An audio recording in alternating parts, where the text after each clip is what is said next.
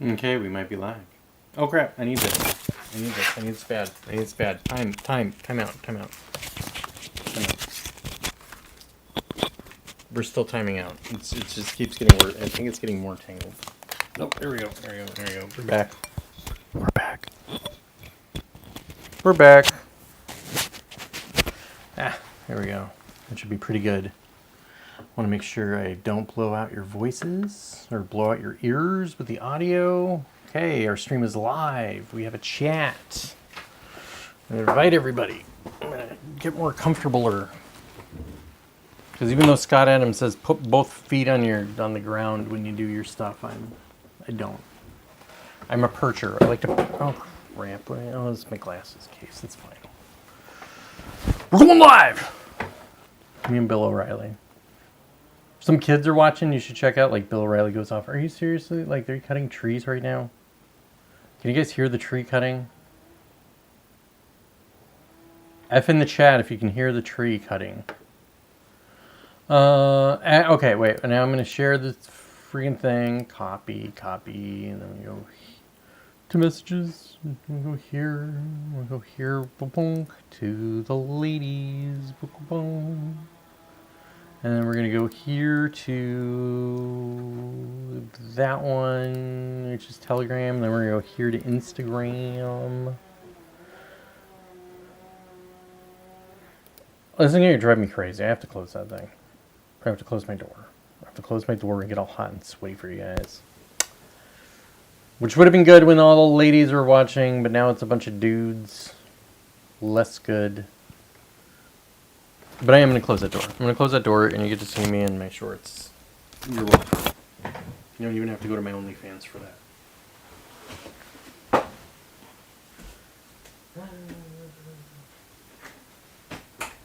Goodbye, fresh air. Goodbye, fresh air. Goodbye. I'm going to sweat under the cameras. Goodbye. And you got to see my messed up hair. So messed up. I'm gonna get. Oh, we gotta get our mic back. I'm gonna get a haircut tomorrow.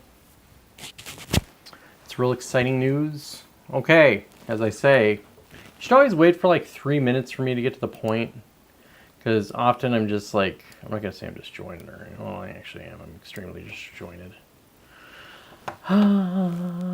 Hey everybody, how you doing? What's been going on? What are your feelings like? What are you feeling? Just watching Twitter on the other side, just like, I don't know, constantly updating, I guess. We're 3 minutes in, so I'm just going to go ahead and get to the point. Hey, thanks for joining today. Good to see you all. We're going to have an exciting show for you today. Be pretty special. I'm going to just show you something real quick here. It's my cup. Now, for those who've been watching me for a long time and known me for a long time, this used to be filled with coffee. Purple Beer Established 2023. It's pretty cute. But now it has green tea in it.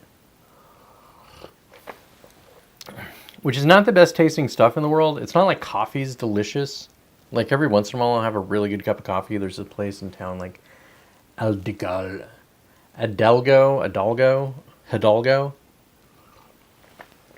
They have great coffee. They have really good coffee. But anyways, I'm drinking green tea.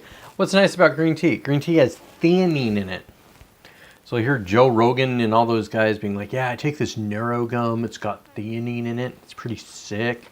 You can take, and it has caffeine and theanine. You know what else does? Green tea. So let's say you're going to go into an audition, an interview. You got a big test that you're nervous about. Drink a cup of green tea beforehand. Sparring practice.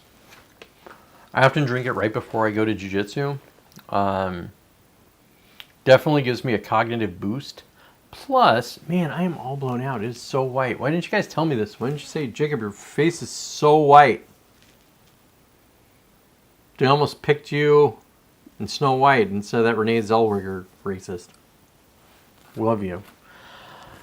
Nobody's here.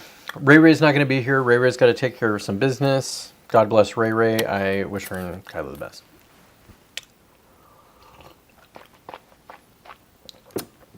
Which I won't get into right now because it's not appropriate for the stream. We like to talk about different kinds of terrible things on this stream. So I'm going to go to, let me see, my sort of notes, which are just a series of text messages to myself. That's pretty good. Plain, okay, that's all the work that I need to do. Blah, blah, blah, blah. Where should we go? Where do you want to go, guys? So something I want to talk to you about, which is, I'm going to go ahead and have a talk with Perplexity real quick. We'll look at my messages. And what do I want to know? What do you want to know? What I want to know is, what, okay, wait, there we go. What is White Rabbit content online, and why is it destructive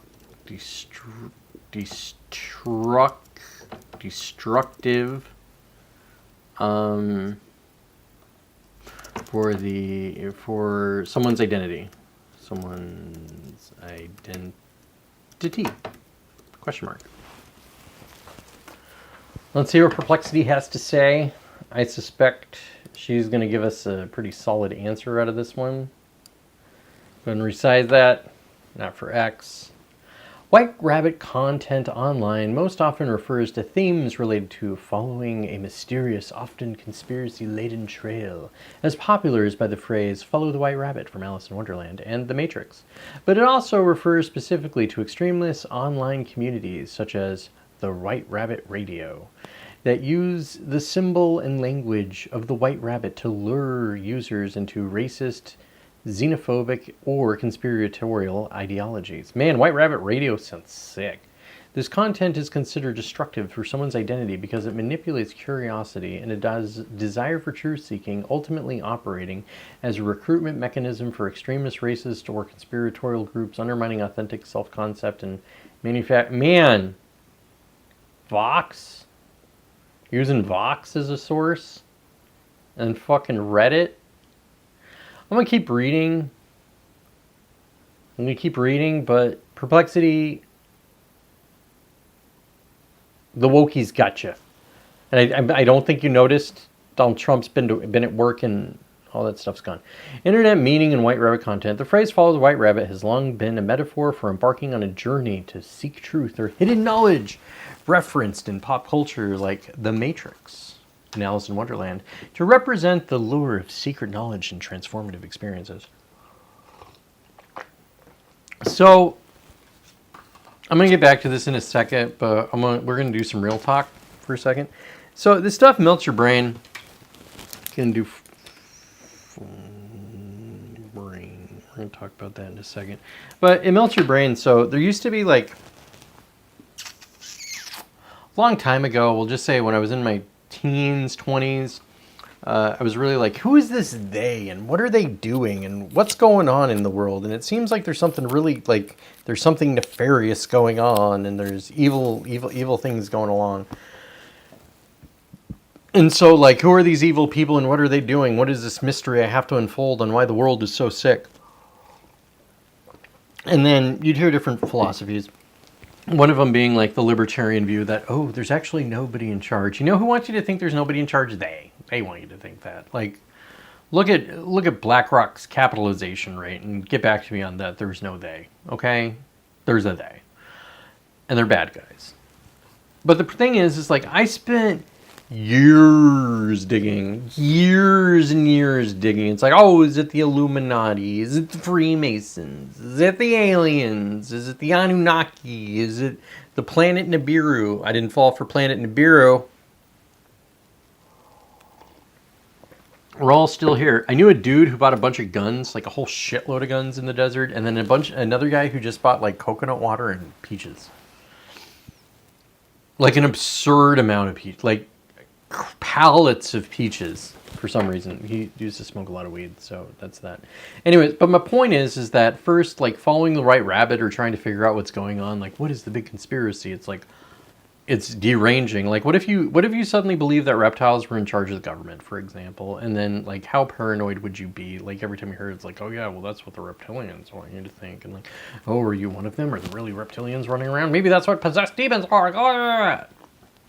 So I would say that's how it's destabilizing to your identity, which it's first like, you know, you can journal and track your identity. Like, what are my beliefs and who am I and what do I care about and what don't I care about and who do I want to be with and who's my family and how do I feel about politics and how do I feel about men? How do I feel about women? How do I feel about blah, blah, blah, blah, blah, blah, blah, blah, blah, blah, right?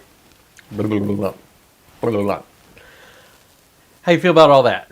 Okay, great. Well, what happens is you get detached from this and then you focus on this and then you just have a bunch of crazy people and bad people vomiting into your brain and it makes you crazy. Crazy makes you crazy. Remember that one. Remember that one for life. But let's get back to perplexity over here. So the phrase "follow the white rabbit" is blank. Man, we already know that one. Secret knowledge and transformative experiences. Excuse me. Online white rabbit content has become associated with conspiracy theories, especially within QAnon and far-right communities. And like the left wing with everybody being racist and a Nazi, where it signals an invitation to dig deeper into supposed and hidden truths, much like fascists and Nazis, often leading individuals into echo chambers and radicalization, like the entire Blue Tribe. Not the entire Blue Tribe. To be quite honest, most liberals are just normal people too. White Rabbit Radio is a notable example. It is a network that uses mythology and coded language focused on conspiracies regarding race, immigration, and white genocide, deliberately targeting the curious to draw them into explicitly racist ideologies. Oh, the SPLC, that's who you're going to use now? Come on, give me a break, Perplexity. Why White Rabbit content is destructive. Destructive identity manipulation. Extremist White Rabbit content encourages individuals to gradually abandon their former beliefs, relationships, and ethical boundaries, replacing them with a self-concept rooted in paranoia, exclusivity, and hate. God, we have to hate. Algorithmic rabbit holes. Recommendation algorithms can accelerate this process by constantly serving similar content, deepening exposure, and reinforcing identity shifts towards extremism or conspiracy, sometimes referred to as going down the rabbit hole, as opposed to going down, or rabbits who live in holes. So the way this shows up, because this does show up to you and me, especially if you're on YouTube, is you'll check out a video and then all of a sudden, like, you watch that video and then the algorithm feeds you nothing of that video. Like, there's a point where it's like, you know, I check out my feed and I want to look at stuff, but it's like, how many, like, it's an exaggeration, but like how much Jordan Peterson owns the libs and gay weightlifters can one listen to in a single day or a lifetime and have that stuff be interesting anymore? So like I'll scroll YouTube trying to find stuff and I'm like, oh, I'm actually interested in that. And it's like, I scroll that thing like Instagram, just looking for a hit where it's like, come on, can I watch anything? And then what I invariably I always end up listening to as a context is really smart, radical right-wing guys. Because at least they're smart. Like, at least it's smart. And I might not like everything about him, but I don't trust people like Sam Harris as a context. Like, anybody who failed coronavirus and anybody who has TDS, I just can't listen to. Like, I won't listen to him anymore. So I don't have much use for, you know, what's his name? Michael Schellenberger. Or that's Sam Harris. Like, Sam Harris was like one of those, okay, we need to lock everybody up in cages because of COVID, but Trump's crazy and everybody who follows him is in a cult. I want people to lose their jobs in healthcare because they don't want to get an experimental vax or wear a mask that doesn't work, or a vaccine that doesn't work. And y'all are Nazis. You don't need that. I don't need to listen to that stuff. So I wind up listening to guys who are really smart on the right wing. And I can actually filter out like right wing craziness better because I grew up around it. So, you know, when they start talking about Jesus Christ and everything, I'm like, Jesus Christ, well, whatever, that's fine. Oh, that's a pretty interesting nugget. And I'm going to actually share some of these nuggets with you. And I guess the first thing we're going to talk about is Charlie Kirk, and this is off the top of my cap. I don't actually have a bunch of like stuff specifically around Charlie Kirk. It's adjacent, like this whole show will be adjacent to what he did or what happened to him and the fallout from it, but I do want to talk about Charlie. So let's say, it's been a week since he's been shot and was killed, murdered, assassinated, very publicly and brutally. And let's talk about memetics.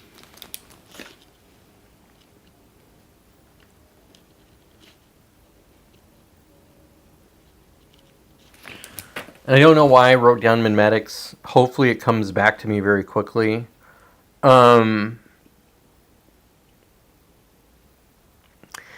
So immediately afterwards, at first I was just sad.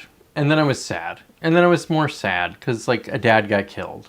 Now, memetics, empathy triggers, that was the point of it. So, for some of you, watching Charlie Kirk get shot in the neck was like you got shot in the neck.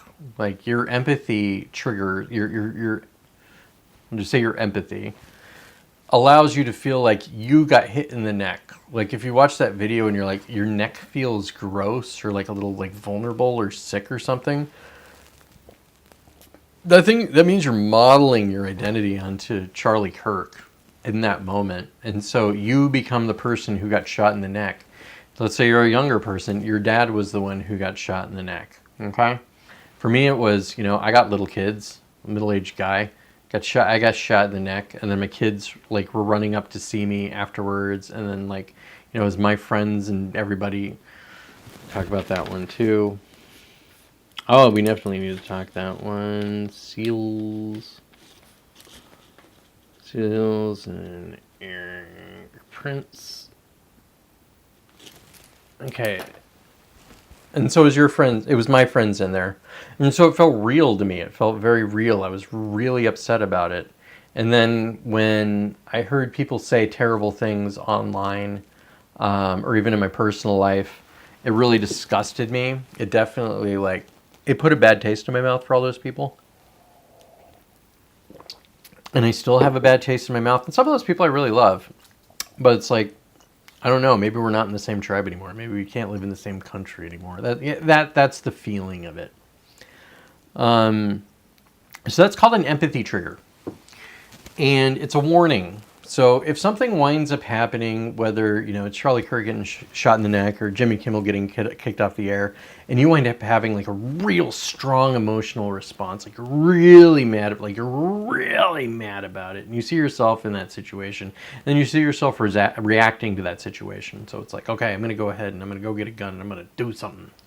I'm going to go do something, and I'm going to go online and I'm going to vent and I'm going to burn all these bridges because F all these people. You're being tribalized. Now, I'm not going to say you're being manipulated. We're kind of being manipulated a lot, but really you're falling into tribalization. So much like people fell into, the left-wing tribe as a result of Captain Kirk Floyd getting, his stomped, like his neck squished by Derek Chauvin in Minneapolis in 2020. Sucked everybody in the left tribe because it wasn't like that. It wasn't Chauvin's knee on George Floyd's neck. It was the Chauvin's neck on their neck. Like they felt the experience. It was like they felt like they couldn't breathe. They could see themselves in that situation, and as a result of it, they died. They not died with it. Allied with it. Identified with it. They identified with it, and then it became part of their identity, and then it became the Blue Tribe identity, which I warned about a lot at the time. If you remember, there's going to be some gloating in this show. I wish y'all were here, live right now, because I just want to crow about how much I was right about stuff. I called this crap 5 years ago, but I digress. So Charlie Kirk gets shot in the neck, murdered, assassinated, and then boom, everybody who has that visceral reaction winds up going into the red tribe. Okay. And so something that happened as a result of this, Trump did it to a lighter extent when he got shot in the ear. But this one really did it. And so something that's happened is the right is catalyzing into a tribal identity. The left-wing tribe is much further along, probably because, Twitter and the Obama presidency. So Obama came about at the same time social media did. And so it's and also, social media is, it's based out of Silicon Valley. Should have taken the tea bag out. It's really bitter right now. You should always just steep your tea for like 3 minutes, guys. Squeeze it and get it out of there. Otherwise, it goes bitter like it is right now. Anyways, San Francisco is full of like crazy leftoids, and so they just had a longer runway to get, tribalized. And also, as like, voices on the right tribe kept on getting kicked off. We'll just use like, Milo Yiannopoulos or Ryan Dawson or Sargon of Akkad, Nick Fuente. Like all these guys wound up getting kicked offline. And so you'd have to like go search for them. Like you couldn't just find them on Twitter anymore. Twitter was where the action used to happen. It was sick. God, it was so... Twitter used to be so awesome. And I wish you had experienced old Twitter. If you did, you know what I'm talking about. If you didn't, I'm sorry. Now it's just a bunch of right-wingers and racism and black people beating up whites. And Charlie Kirk getting shot in the neck. So you get a bunch of that stuff. Memetics.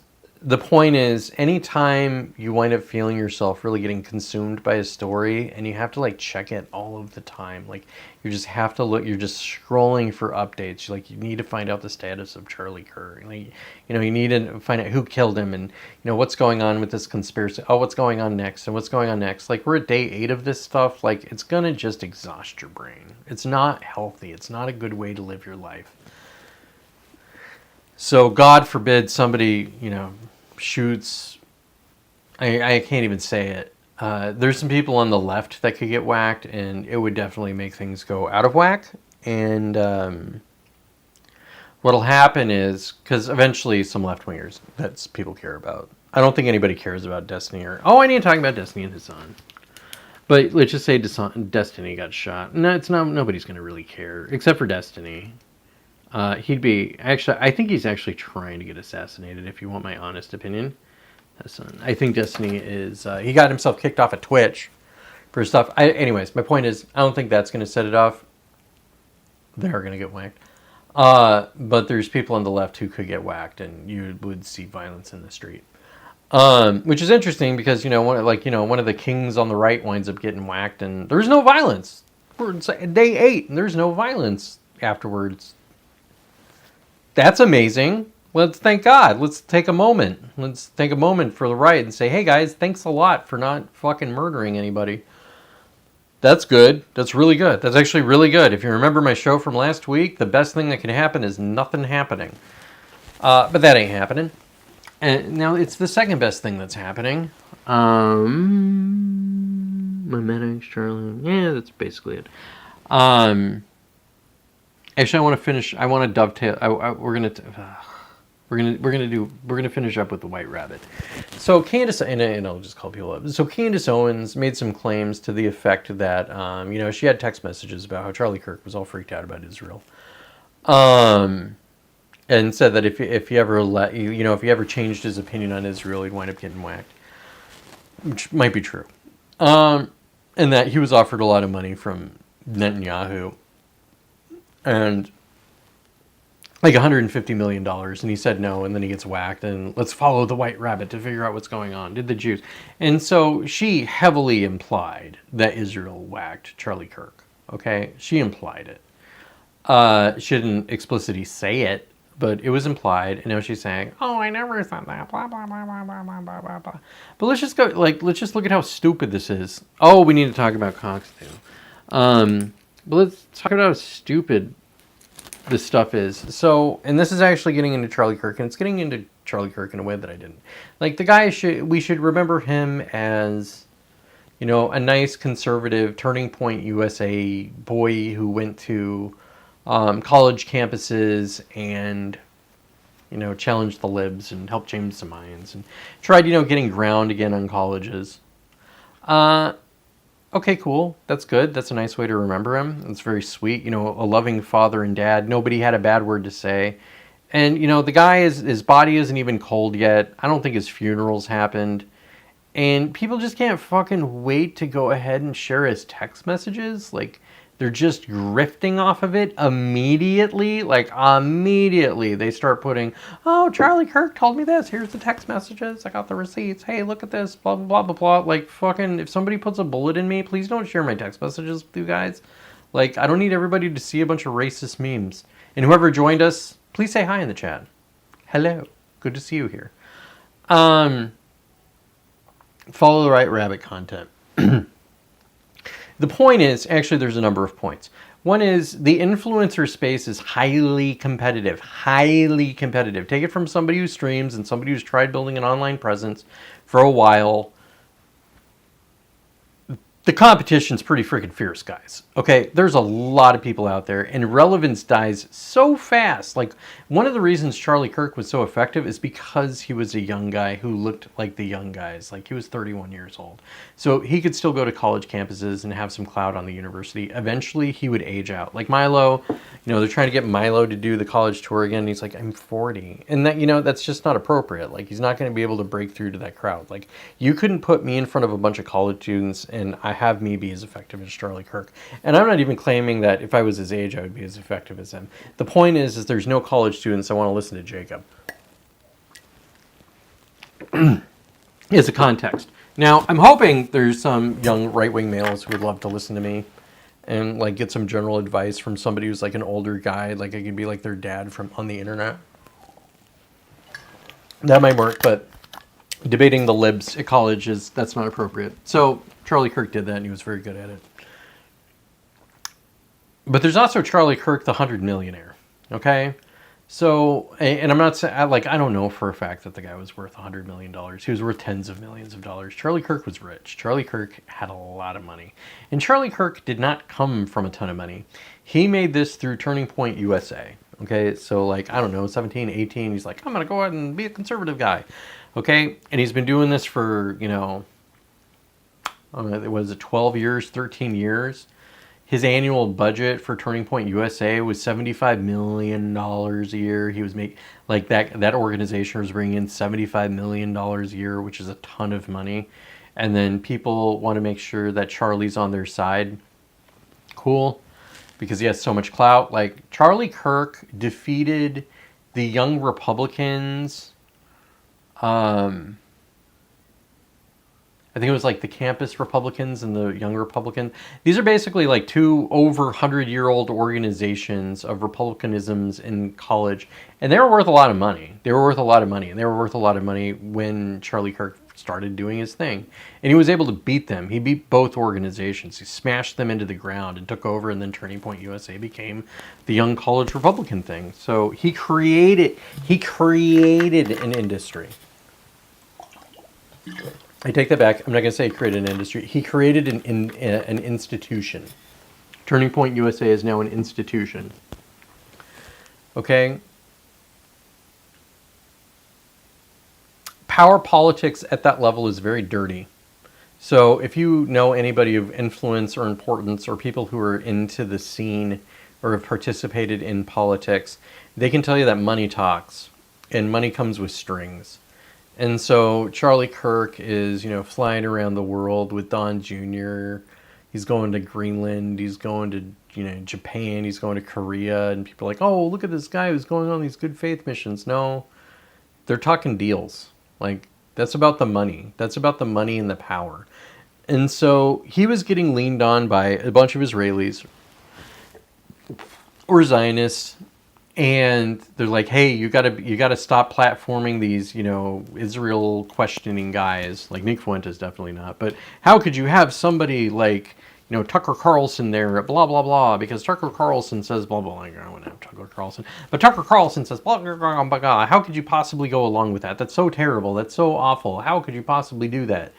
And have you ever had an argument with a Jewish person? Like, son of a bitch. Like, if you're going to hire a lawyer, if you get into trouble, hire a Jew. Just trust me. Like, trust me as somebody who knows, hire that Jewish lawyer. They're the best lawyers. Because they're so fucking tenacious and such a pain in the ass. Like, Jews are so good at arguing. You have two Jews in a room, how many opinions do you have? They say 3. It's a lot more than that. It's so many more than that. Holy shit, it just doesn't ever stop, okay? And so you're taking tens of millions, if not hundreds of millions of dollars from people. They're going to want something back. And if you wind up doing something, be like, hey, Charlie, I gave you $8 million. What the fuck is this? Hey, Charlie, I did blah, blah, blah, blah, blah. And that's everything in politics. Hey, Senator Schumer, I gave you all this money. What the fuck are you doing? Hey, Nancy Pelosi, I gave you all this money. What the fuck? Hey, Trump, I gave you all this money. What the fuck? Barack Obama, what the fuck? What the fuck? Okay? And that's politics, okay? You can't take a bunch of like nasty grams from Israelis towards Charlie Kirk for like accepting their money or not accepting their money and who they want to like who they want him to platform. Okay? It's just politics. It's just power politics. You're gonna get a whole bunch of shit.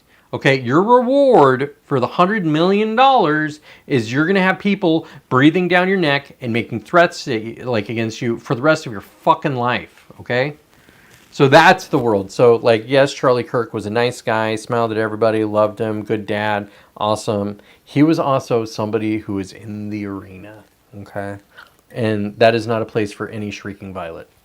Okay, it's just not. It's like you gotta have pretty thick skin and be pretty tough and ruthless. And so these people who are going down the rabbit hole for Charlie Kirk are sullying his memory. Okay, so now all of his secrets are coming out. They're like, here's the text. And it's like, oh, well, okay, so he was a consummate politician. That's good. Charlie Kirk told people what they wanted to hear. Okay, that's really neat. Cool. And then we also have like all this stuff where it's like, oh, not only was he a Protestant, he was also an avowed Zionist who actually believed in, and I can't think of the term of it, but that the Israelis should take over Gaza, the West Bank, Syria, Jordan, Egypt, parts of and Iraq, and just basically make Greater Israel a thing. Like that's their legacy. That's what's been promised to them. Okay, and that like he might have opposed the horrors of the thing in Gaza, but still he supported the Israelis and the IDF. I mean, fucking the guy was a Zionist. He was in the bag for Israel. Why the fuck would they kill him? Why the fuck would they? It's so stupid. It's just such a stupid fucking conspiracy theory. And now I gotta go to Heather Cox Richardson, who's like the number one, I think she has the number one Substack in the world. So that's something like 7,000 donors over that. She makes a lot of money. She makes a lot of money off a Substack. And what she does is kind of do like, a daily sheet of what all good liberals should believe.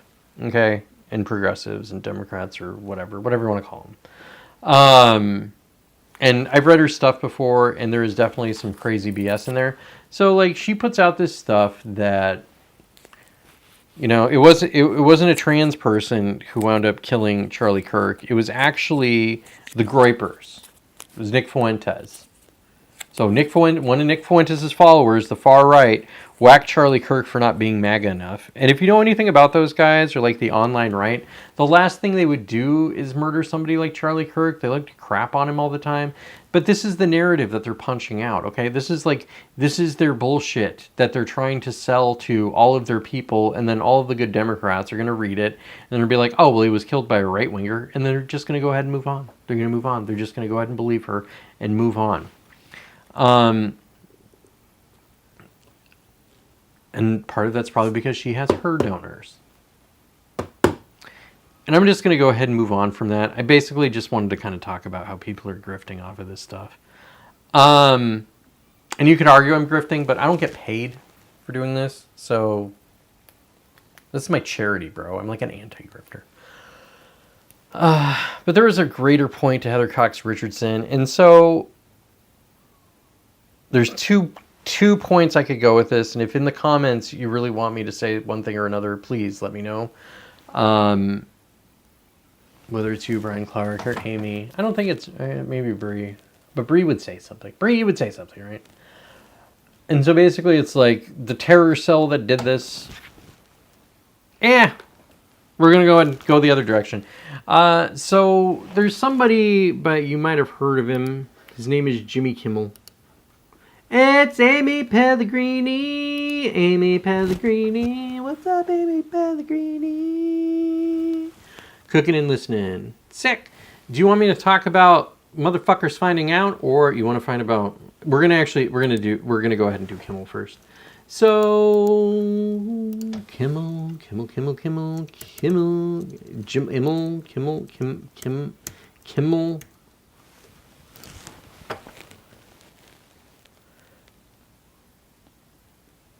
Let me see if I can find a video of like what he said.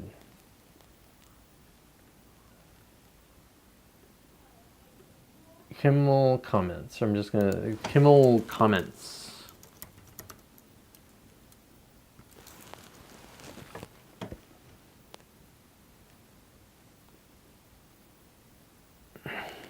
So maybe this looks like it might be it. We hit some new lows over the weekend with the magnet. So let's go ahead and listen to this. We'll have a conversation with Jimmy Kimmel in his own words. I think it was just his Times rating slump and then he misinformed. Yeah, I'm just going to go ahead and walk through it real quickly because... We hit some new lows over the weekend with the MAGA gang desperately trying to characterize this kid who murdered Charlie Kirk as anything other than one of them and doing everything they can to score political points from it. In between the finger pointing, there was grieving. On Friday, the White House flew the flags at half staff, which got some criticism. But on a human level, you can see how hard the president is taking this. My condolences on the loss of your friend Charlie Kirk. May I ask, sir, personally, how are you holding up over the last day and a half, sir? I think very good. And by the way, right there, you see all the trucks? They just started construction of the new ballroom for the White House, which is something they've been trying to get, as you know, for about 150 years. And it's going to be a beauty. Yes. He's at the fourth stage of grief, construction. Demolition, construction. This is not how an adult grieves the murder of someone he called a friend. This is how a 4-year-old mourns a goldfish, okay? So he wound up saying that, and I'm going to go to your comments in just a second. But for those of you who don't know, Jimmy Kimmel got taken off the air. I think it was New Star, North Star, and then New Star, and then also the Sinclair Group, who said we're just not gonna host Jimmy Kimmel. We've had too many complaints. We're sick of this crap. We're not gonna do it. And then ABC decided to pull the plug. Kimmel's contract was up in a year, and they probably weren't gonna renew it. And they probably took it as an opportunity to go ahead and just like kick him out and save some money. So yeah, sure, there's that kind of thing. But there's something else to this. Like the FCC threatened, ABC over this stuff. And, South Park made some, videos talking about how scared everybody should be in regards to the Trump administration and, news agencies and the FCC and everything. Ah, they were right. They were absolutely right. So everybody's about to fucking find out, Amy. That's really the point of it, which is like, so how do I put this? Donald Trump probably guided the FCC to go ahead and threaten ABC over this stuff. And then you also have I'm not even going to talk about the corporate side of this thing. It's that the FCC is going to start going after people, and now they're getting scared. And the reason that this is even happening is the cultural zeitgeist. Like, things have moved dramatically to the right. Like, the right is now out for blood. Something that happened as a result of Charlie Kirk, which I was talking about at the point, which was this created the Red Tribe. This was like the foundational moment for everybody who's right of center to all get on the same page. And they all got on the same page because fucking one of their guys got shot in the neck in HD. So they're mad. And how does online tribalization work? So, old school tribalization would be, here's my mom, here's my dad, here's my aunts, here's my uncles, here's my cousins, here's my brother and sister, here's my neighbors, here's the kids at school, and that would be my tribe, and here's all the people at church, and that would be my tribe. And and also it would be like, oh, we're going to go build a horse stable together, and we're going to dig a well together, and here's a community coming together, and this is our community. Everybody outside of it's outside the tribe. This is the in group, out group, okay? We had that. And with social media, the advent of the internet, that's not how we get along, okay? We don't get along by shared values. We get along by shared hatred.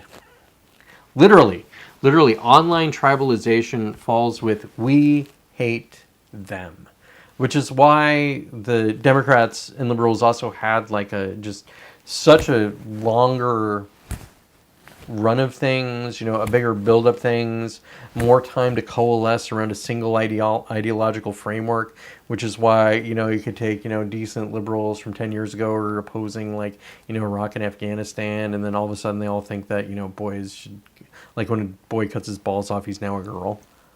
Because they're all part of the same tribe. They're just going to move along, okay? It's because they were able to get away with, stuff like Jimmy Kimmel and and Stephen Colbert, and I'm not sure exactly what I would call it, but basically they're just nasty dehumanization of the right. That's where I was going. Republicans have been hated in this country for over 50 years. I'm going to read your comment in a second, Amy. But, like, you know, going back to Nixon, going back to, like, the Democrats scrapped NASA. They scrapped the space program because of the riot at their convention. I think it was, like, McGovern and somebody else, but I don't really know that history all that well, if I'm being honest. But the point is,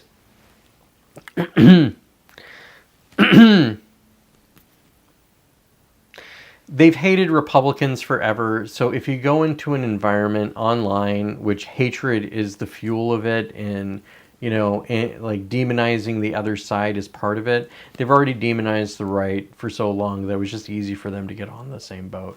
Whereas, you know, you had principled conservatives, much like Charlie Kirk, who said, we can engage with these people, we can have a dialogue, we'll bring them on the boat, we're going to be the better person, we're going to be the bigger person. You know what, they're going to slap us and we're going to give them the other cheek.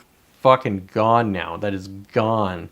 Like, that assassin's bullet just killed the merciful right. And the guy who was leading the charge of fucking, we can go ahead and just have a nice conversation and get along with each other, got shot for his efforts. So it's gone. And now as a result of it, the right is out for blood and they want scalps. And what Trump's FCC just did is they handed the American people a scalp, and it's Jimmy Kimmel's. I'll get to a second. Also, it's an actual wake-up moment, and those in the middle will probably actually wake up. They will for now. Unless something terrible happens. I mean, yes. So, by and large, yes. And the nastiness of these people and just listening to them say terrible stuff and lie about Charlie Kirk and lie about the shooter and lie about the whole event. They're probably going to lie about Jimmy Kimmel and try to make him a martyr. So, like, you know, we'll just say our martyr, you know, gets a bullet in the neck and their martyr gets canceled from TV with hundreds of millions of dollars.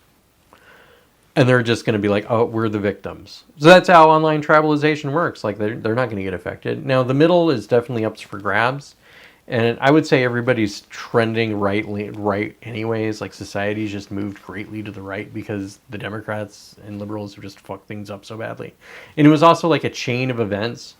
Like, the girl in Scotland was one.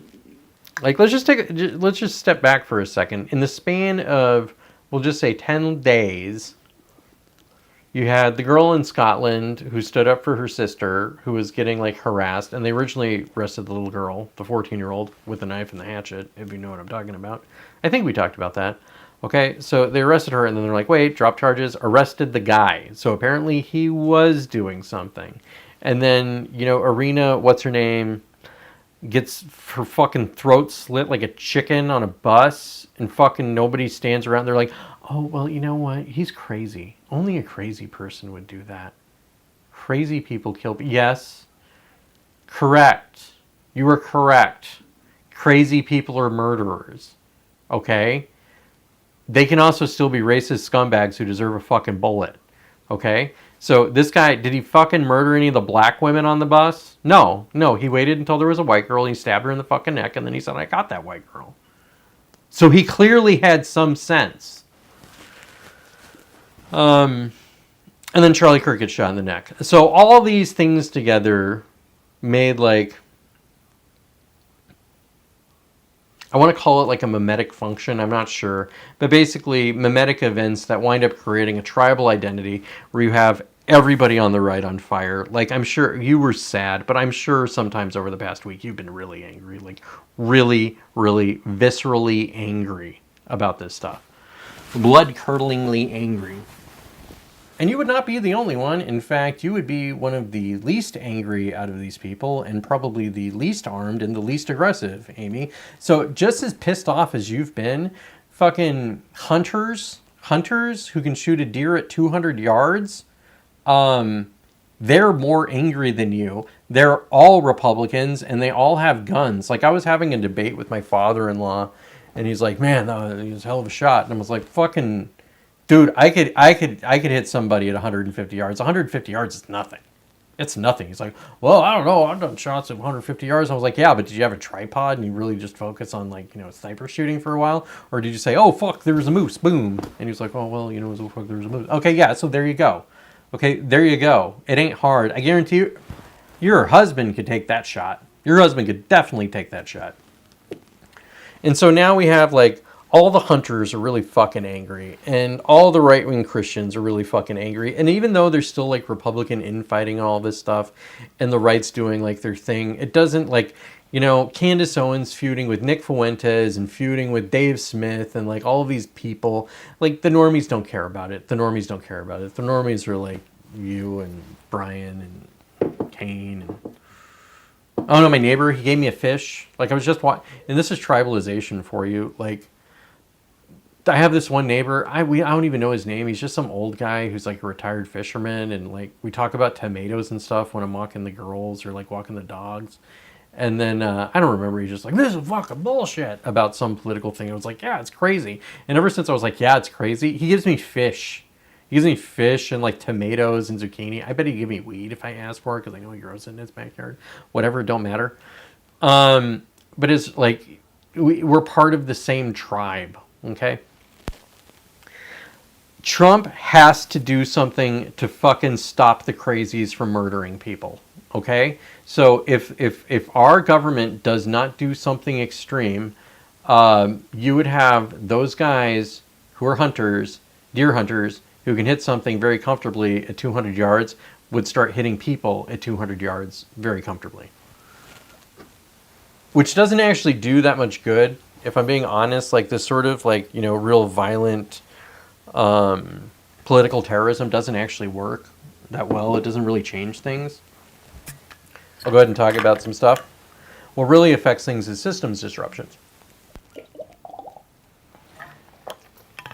And I'm going to use like my backyard as an example, which I don't expect a lot of political violence in Washington state.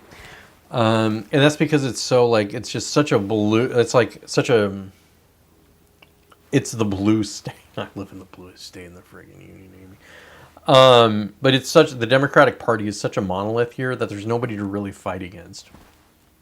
Which is like with the Chaz and the Chode and, and the stuff that was happening in Portland, like, oh no, they're attacking the liberals in their town. Okay. But let's just say, like, the big threat from these guys, let's just take 10 of these hunters. And these guys are all contractors, and they decide that they're going to take out Seattle. Like, they're going to just fuck up Seattle as bad as they can. And so they blow up a transfer station. Okay? You know, there's these giant power lines feeding energy. Oh, Dan Lamborghini! You're going to love this part of the conversation. You hopped in at the right moment.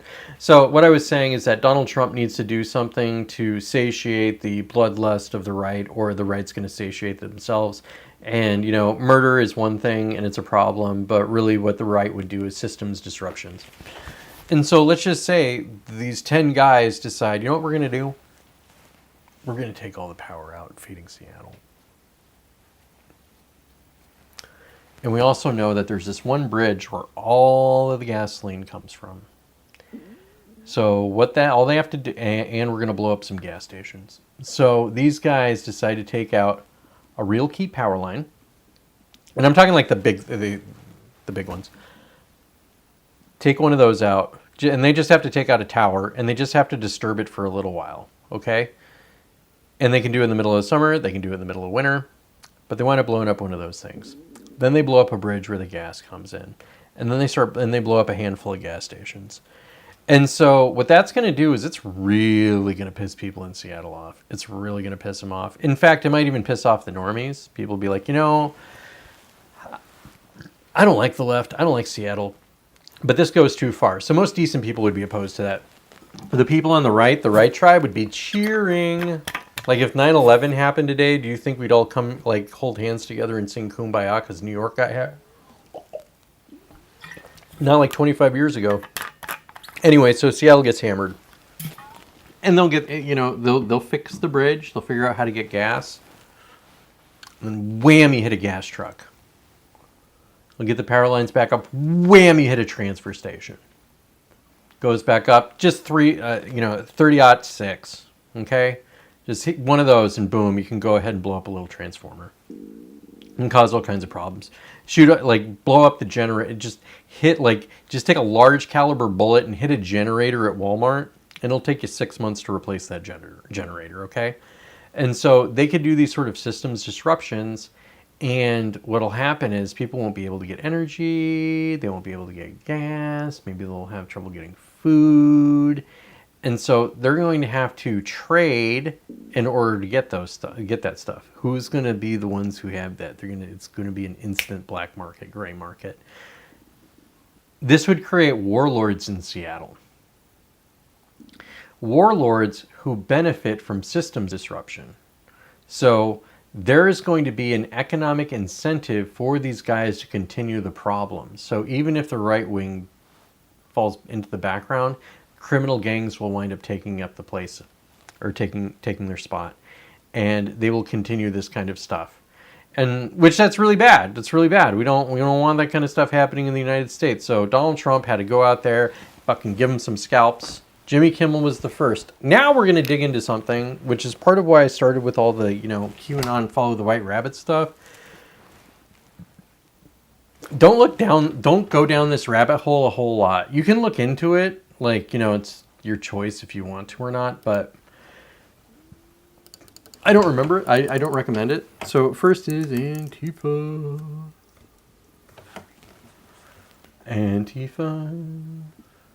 Donald Trump, I am pleased to inform...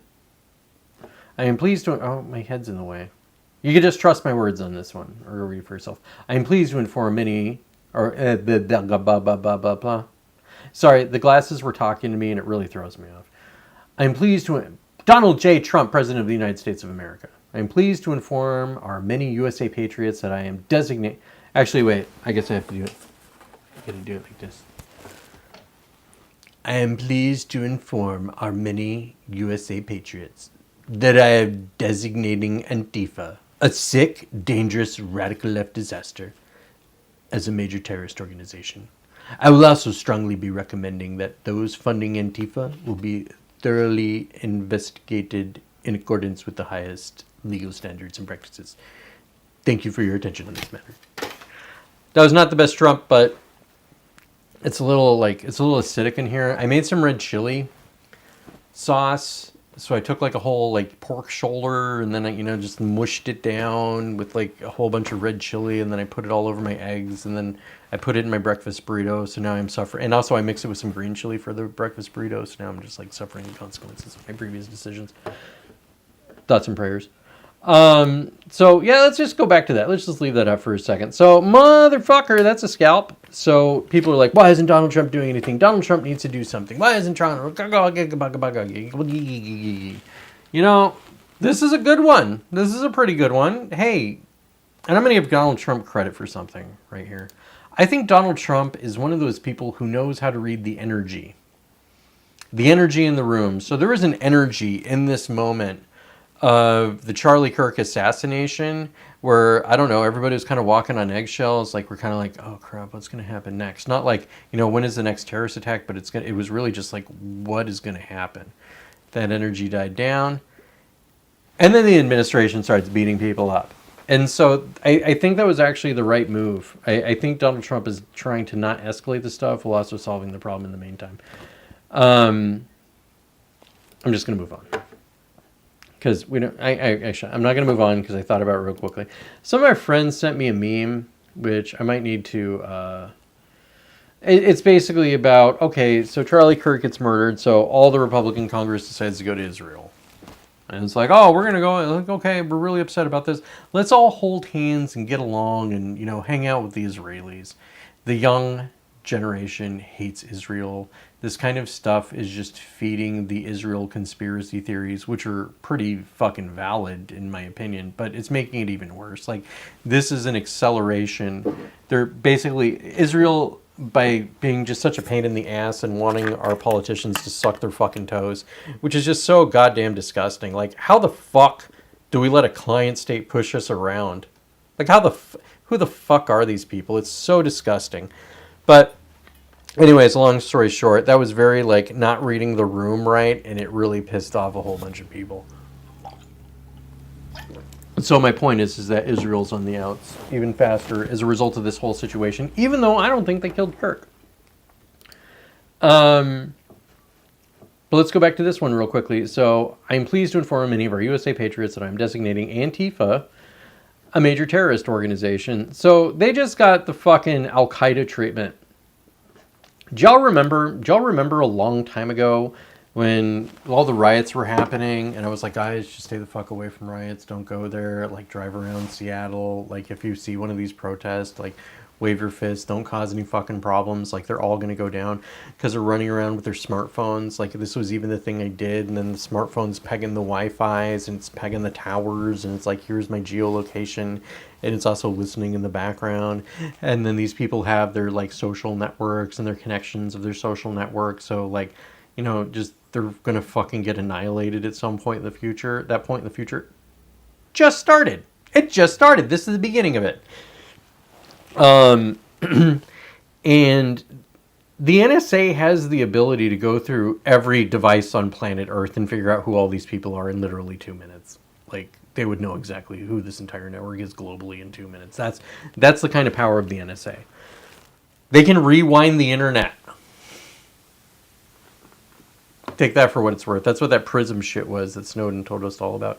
Anyways, and so these dumb fucks have just been, like, I don't know, walking around with stuff and doing stuff. And then they also did the, you know, the celebrating and the, hey, look at us, ha ha ha ha ha ha ha. Hey, Charlie Kirk, blah blah blah. Hey, catch this, ha ha ha ha ha. Oh, he's always sticking his neck out for the right, ha ha ha. You know, making all that shit. Fucking texting his wife memes. Texting Jack Posobiec, who I don't like, but he doesn't deserve this. Memes of his friend, like they were actually really good friends and they're just fucking sending him memes and just like really fucking aggravating this stuff. Well, all that stuff's going to get handed over to the FBI now. Not that I trust the FBI, but all that stuff's going to get head over to the feds now. Not that I exactly trust the feds, but all that stuff's about to get handed over to the feds, and then they're going to be able to just completely like look at this entire organization, dismantle it, ruin their lives, and just make them turn on each other. And I hope they get sent. And I don't want that. And here's the thing. Like, I'm not one of these people who thinks that we need to fucking put them all in a row and shoot them. We need to send them to the lithium mines. Actually, nuclear's back on. I take that back. We're sending them to the uranium mines. So, sorry, guys. We're going to be sending all the Antifas to Grants, New Mexico.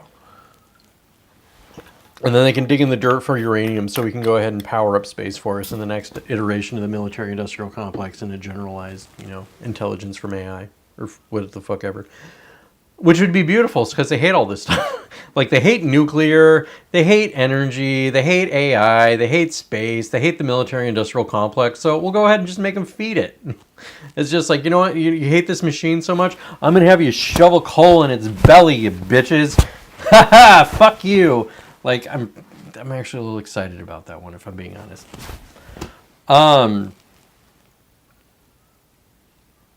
So good point. Now, this is where I was getting with the follow the white rabbit stuff, okay? Because this is going to be one that's just going to make your head spin a little bit.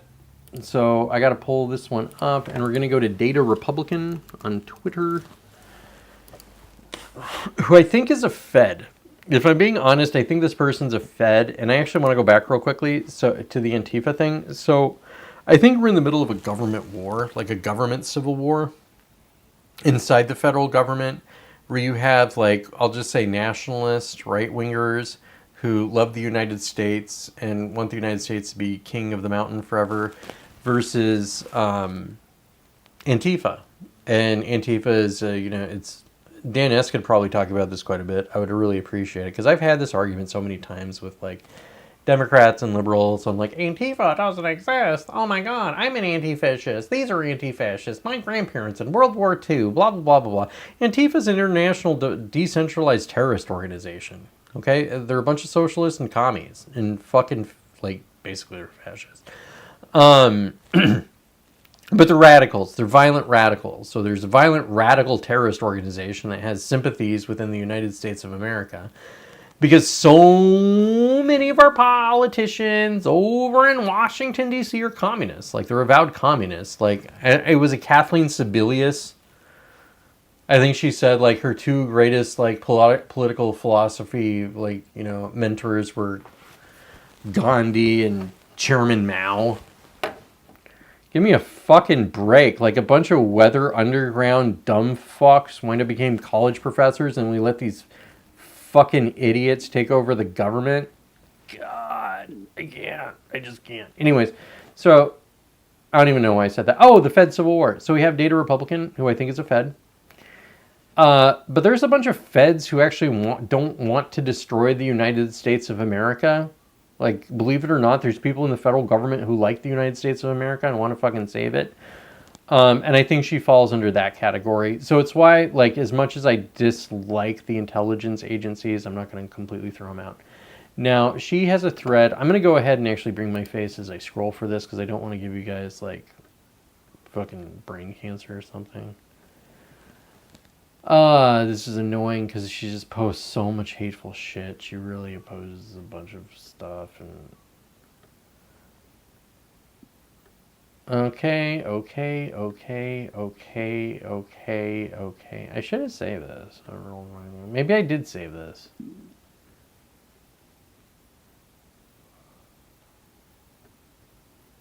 I need to find that thread. It's actually pretty important. Boop, boop, boop, boop, boop, boop, boop. Because it's going to blow your freaking mind. I promise. I'm almost there. How much do you post?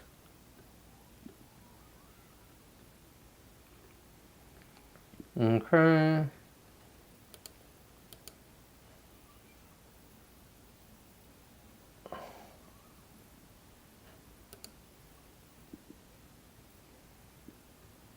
Okay, I'm almost there.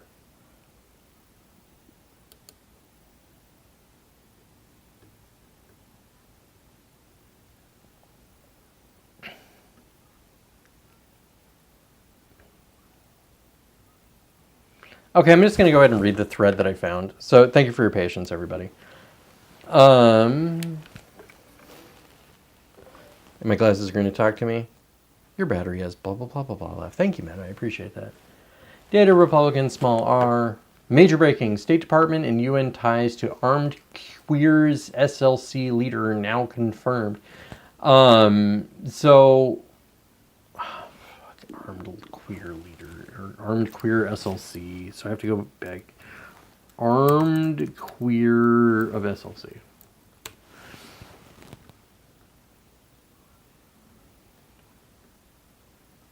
Well, the journos ain't really dealing with this. But I'm going to go ahead and go with MSN because it's really interesting. That's really just kind of fascinating that they're doing something like this. Can you get your ad out of here? I'm trying to stream. We gotta move. Come on, go grab it. Ugh. Okay, there we go. The killing of conservative activist Charlie Kirk has placed Armed Queers Salt Lake City, SLC, under intense scrutiny, with the group's name surfacing in federal investigations. Kirk, the 31-year-old co-founder of Turning Point USA, was shot dead during an event in Utah Valley University last week. This is a really shady university, by the way. Like, you could check out Kristen Ruby on Twitter if you're interested in finding out about this. This was a spook school. So if you want it, there's a rabbit hole for you. I'm just going to go ahead and pull that one up real quick. Come on. X, Kristen Ruby. Is it UWU? At Sparkling Ruby. UWU? Never mind. What is that? Oh, wait. What is the school? UVU.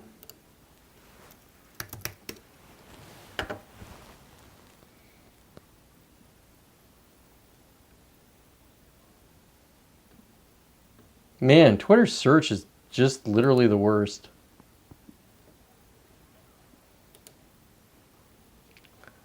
Oh my god, this is fucking impossible to read.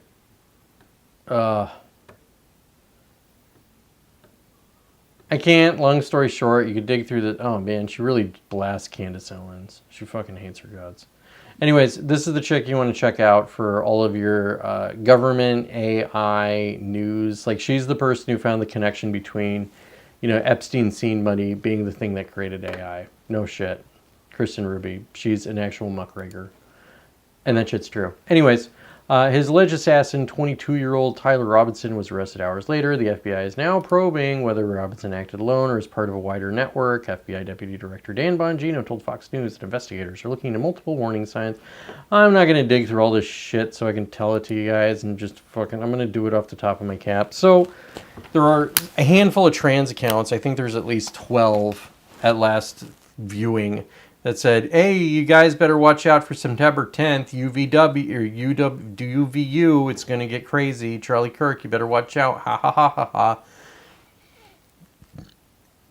And so people looked at this stuff and for 15 seconds because here's one of the things, the left, and Dan, I think you'll appreciate this.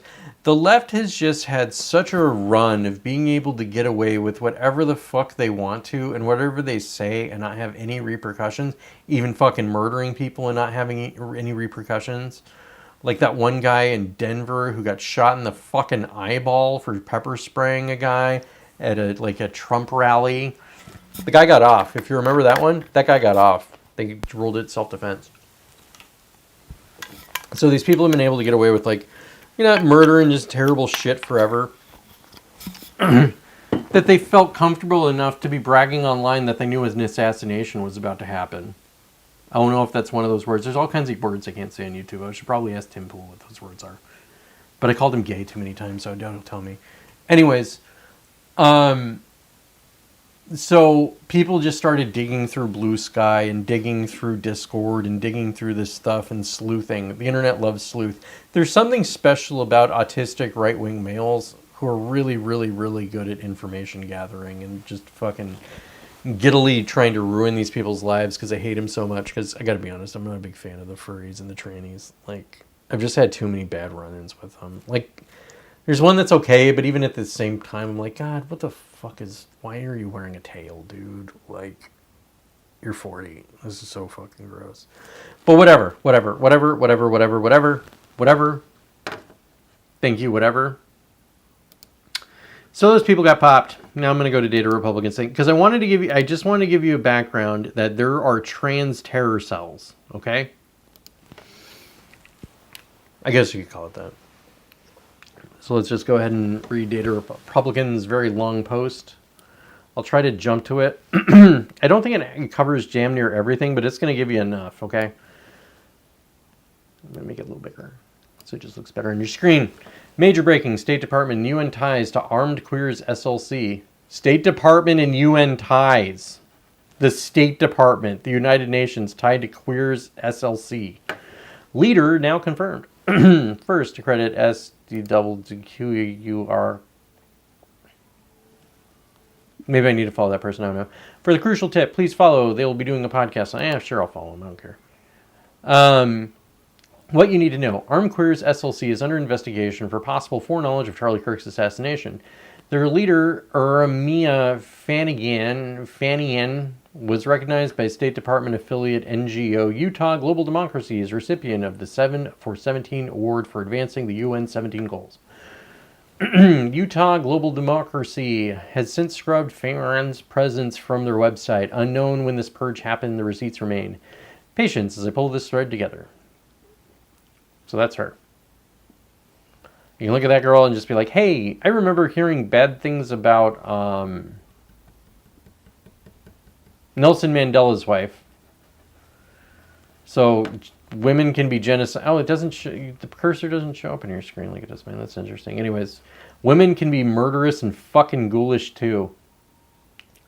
So this is what pops up when you search for a name in connection with Global Utah, blah, blah, all scrubbed.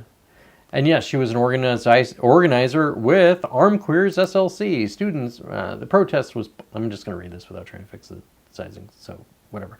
The protest was put on by Students for a Democratic Society in response to the presentation organized by Young Americans for Freedom, a right-wing student organization with ties to Turning Point USA.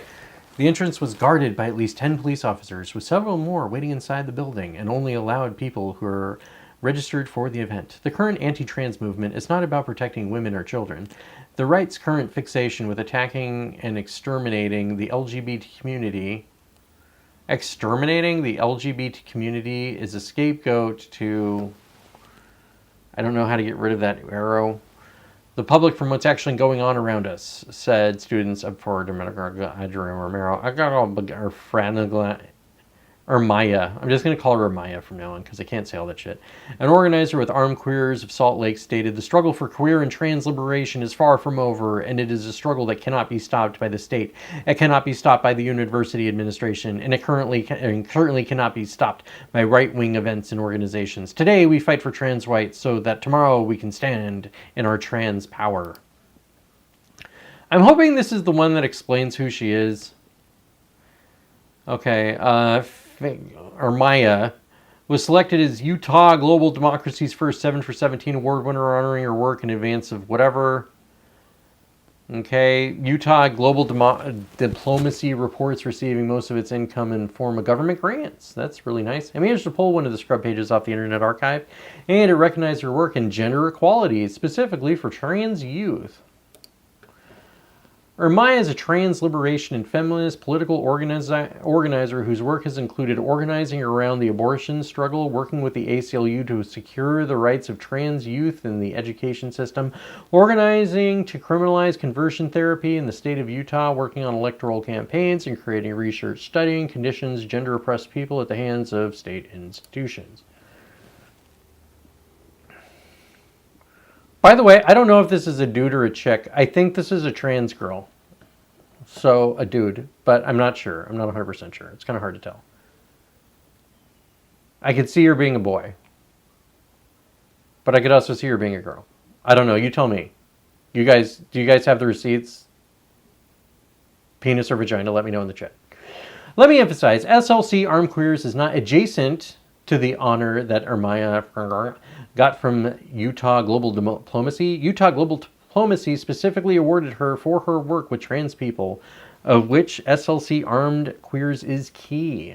This may be why they scrub their pages.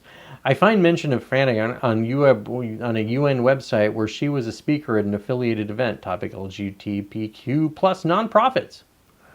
Fanian was honored as a young diplomat of Utah. I'm trying to trace the exact award. Blah, blah, blah. Blah, blah, blah, blah, blah. Co-founder. Very ironically, Fanian also appears to have co-founded the Utah chapter of March for Our Lives. David Hogg, if you're serious about gun control, you might want to kick this person out of the group, who also runs an armed pro-gun group. I'm a political organizer by nature, and before I graduated from high school, I co-founded a nonprofit organization called March for Our Lives Utah, working with young people across the country focusing on gun violence. Okay, I was hoping this was like some of the quotes that she made. In regards to armed struggle. Oh, there we go. Here's the next one. I sat down with Slug magazine to talk about my work to arm queer and trans communities and move towards our communal militant defense for their Pride 2021 issue. Click below to read our conversation. So you got a training with the gun, because that one picture right there looks pretty trans, I think, and actually the other one's like trans. The bottom right could be a girl. I don't. Again, you guys tell me, dude or chick. I would love to know. Inquiring minds want to know. Okay, come on, X. I know you got it. There you go. We're back. There we go. March for Our Lives. Guns are bad. Here's me with a fucking rifle. Many others have done research on this woman, so I won't do a full biography on her. I would love it if you did. Again, we're talking about a woman honored by the State Department affiliated NGOs, selected as young diplomat and put forward by a foreign policy leader while simultaneously running armed ideological organizing at home. None of this does suggest that the State Department, blah, blah, blah, blah, blah, Harming Dillon. Oh, yeah. She's Iranian, by the way.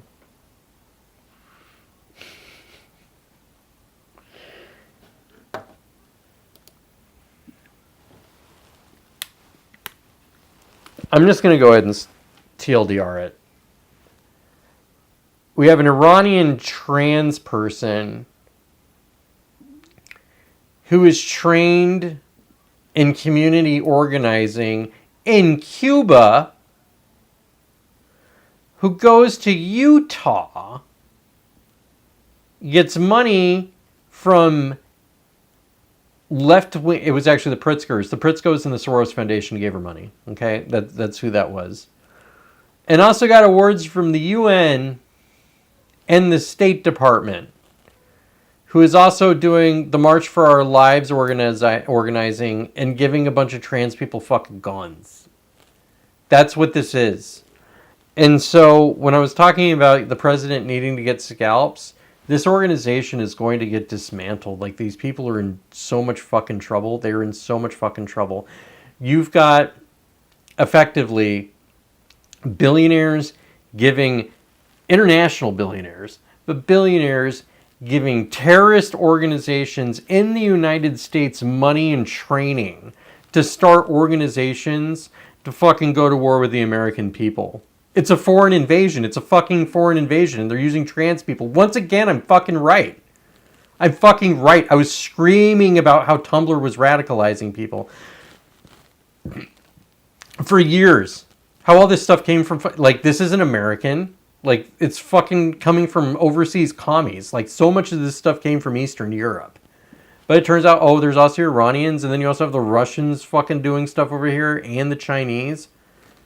Just doing a bunch of influence operations, taking, like, you know, isolated, crazy, autistic individuals on the internet and radicalizing them.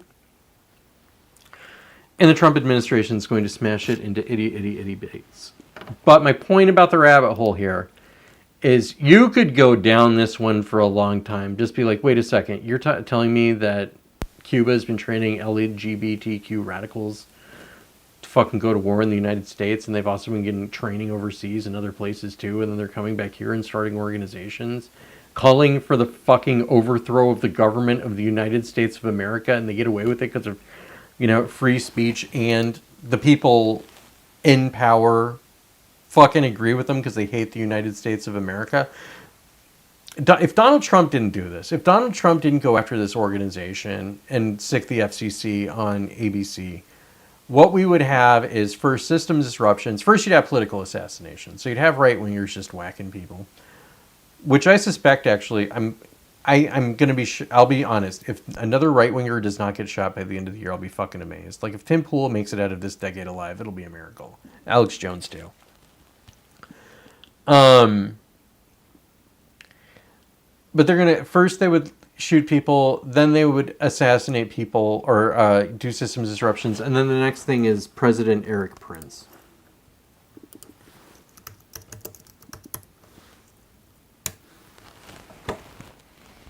This guy. So whenever people say, you know, I often make the comment that, you know, Charlie Kirk, now I make the comment, and Donald Trump are pussycats. Like, they're just a couple of nice guys. They're like, well, who would, who would take their place? Eric Prince.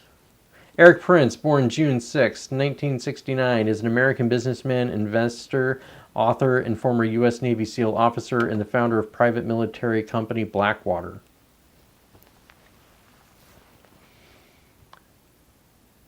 The head of Blackwater will be the future president of the United States if they don't fucking do something about this. Dan Lamborghini, these people speak with an American accent and have citizenship, but are anything but Americans. It's true. It's just like, you know, we'll go back to Ian for an example. He's honestly pretty American. If, like, he likes to fucking party and have sex and do drugs and, like, listen to music and just be a general degenerate. So yeah, sure he is, but he's also, like, I don't know, a satanic commie. Destroying Christendom in this country was, like, the worst fucking thing the boomers ever did. But that's it. That's my show. That's my show. That's actually, like, that was, like, my high point. I'm sure I have some other things in here. Like, I think that, okay, wait, let me just check my notes one more time. Destiny and Hassan. Destiny got kicked off at Twitch. Did you see that one? They actually had to get rid of him. I hope Hassan gets kicked off, too. For Hassan, like, the best and worst thing that could happen to Hassan is getting kicked off. Actually, I'm going to go back to the influencer thing and how there's a whole, like, economy around it. Influencers are now in such competition with one another that they need money, and also they're incentivized to create news today and news tomorrow, not news yesterday. So one of the problems I have with my show is I like to talk about things that happened a couple days ago, which everybody wants to hear, like the most extreme take of what's happening right now and what does this mean for the future. Follow the White Rabbit. Tune in tomorrow so you can hear Jacob Poole's explanation of them commies finding out. Hassan should be arrested. Hassan, yeah, I'm okay with that. The guy's incited violence plenty of times, but to be honest, just taking his channel away would be the worst thing you could ever do to that guy. Like, that guy losing attention and clout would end in him, like, drinking himself to death or putting a gun in his mouth and pulling the trigger. Like, he's addicted to it. He's so addicted to fame and just being needed that would be the worst thing you could do to him. But if we're being honest, I think him and Destiny are going to swallow a bullet. I'm really honest. I think Hassan's in big fucking trouble. There's a handful of people I think who are in real big trouble. One is a former president of the United States of America who doesn't quite look like the other presidents. And I hope he has a lot of security forever, for fucking ever. Because I wasn't going to say it earlier, that guy is target number one. He is numero uno for these crazy right-wingers. So I'll go back to reading my notes real quickly. Ha ha ha ha ha. I am so fucking giddy over Jimmy Kimmel and Antifa getting it. Like, here's one of the things. So it's like, well, what do you care? How about free speech? Bree would be a good example. I'm maybe talking about, how about free speech? And what does it say for America if we do something about, people's freedom of speech? And what about, like, censoring the airwaves? Like, do you want to fucking... Yeah, I do. Yeah, I do. Number one, I'm so angry. I'm so fucking mad I don't care. Like, the expression, you cut your nose off to spite your face, or they would cut their nose off to spite their face. That's part of how I feel at the moment. Like, I just view this as comeuppance. Hey, have fun. Hey, have fun with this. Like, I don't know. We'll see who ends up getting blasted in the future, which... this might have saved lives. I got to be honest. I'm just going to throw this out there. The Trump administration going after these bad guys is saving fucking lives. And it's saving the fucking country. And it's going to go further than this. It's not only are they going to be smashing these terrorist networks, they're going to be going after the funders of these NGOs big time. And they're also going to go after illegal immigrants. Because the thing about tribal warfare and online tribal warfare is the most extreme take always wins. So Donald Trump needs to be so extreme with what he does that people are like, oh, I might just let him cook. Like, the crazies are going to be like, oh, we need to go to fucking war. But I'm just going to let homie cook. We'll see what happens. It's just so nice to see. It's so nice to see these people get it. I should sit up straight. I'm like lounging. I don't think Nick ever does Nick do that?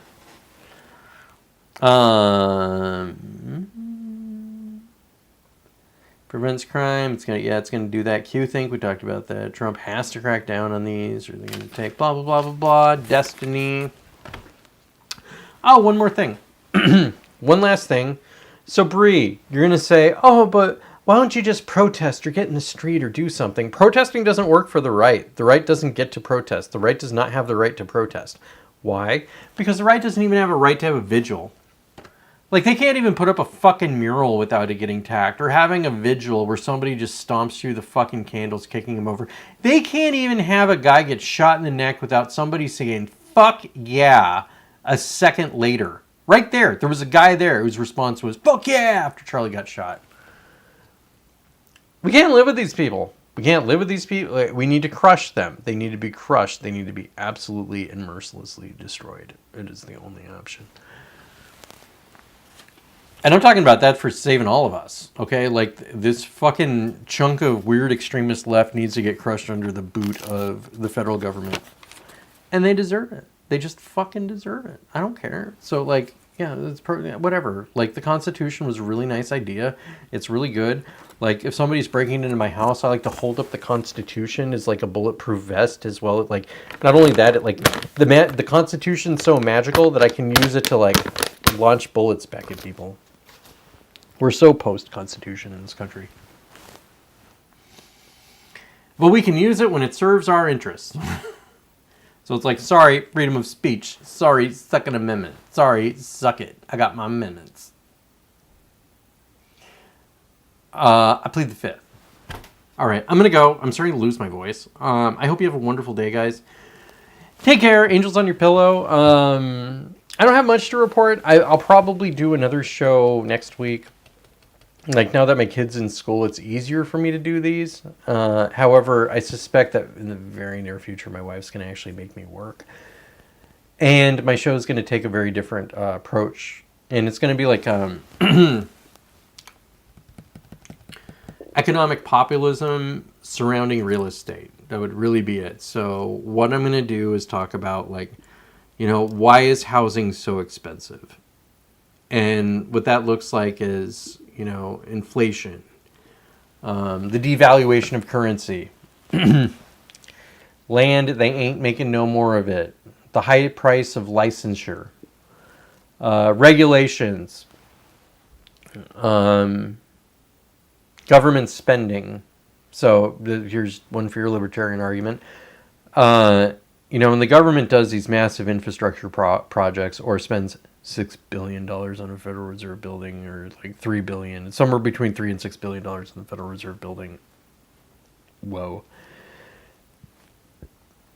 That sucks up a lot of resources. That sucks up a lot of contractors. It sucks up a lot of wiring. It sucks up a lot of concrete. It sucks up a lot of light bulbs. It sucks up a lot of drywall. All these fucking things that you need to put in a fucking building. Well, now the government's paying top rate for it. So not only are they paying the top rate for labor, they're paying the top rate for, like, the materials involved in it. And they're also sucking up big chunks of land. So the government's just taking up land, building stuff, and all of that stuff is competing against you because they're taking land, which you're competing for. They're taking labor, which you're competing for. And they're taking resources, which you were competing for. And they're using your money to do it. Then on the other side, we have the pension funds, which are the public pension funds, which I think are about $6 trillion total in this country. And let's just go ahead and say that there's $1 trillion of that money that's in the market. Because a lot of that money is, you know, some of it's going to go to hedge funds, some of it's going to go to index funds, some of it's going to go into bonds. Like, it's going to be a big slush. But some of that's getting thrown into the market. And so this money is going to be used for, you know, buying investments, buying buildings, building buildings, expanding warehouses, you know, building the next thing. And so what this is pension funds are giving Main Street $1 trillion to compete with us for land and resources and labor. So you have and they're using our own money to do it. So you have the government using our money to compete against us, and you have the pension funds using our money to compete against us, and that's making everything way the fuck more expensive, and then I, the real estate agent, gets blamed for it. So that's going to be my new channel. That's my new show. That's going to be what the fuck I talk about. It's how to bring down the pension funds. That's really fucking it. And not really bring them down, but really just, like, the whole goal is to just get transparency in what the fuck they're doing and what the cost of what they're doing is. So then we can have a conversation about what the fuck they're doing. And then maybe we can rein these things in and have them, like, only invest in certain things. Like, we'll just say, like, index funds or bonds or whatever. Like, they need to be really conservative in, like, investments. Because here's the thing, they don't fucking outperform the market. Like, I want to say that the pension fund managers took something like $61 billion in fucking fees last year. Can I just let that hang for a minute? $61 billion in fees, and they fucking didn't beat the market? So that'll be my new show. I might talk about politics a little bit less, but I will still be on the subject of populism and why the people is mad. But we won't see no AOC on it, so I'm sorry, guys. You know what? I'm gonna actually, you know, I wanna see you out.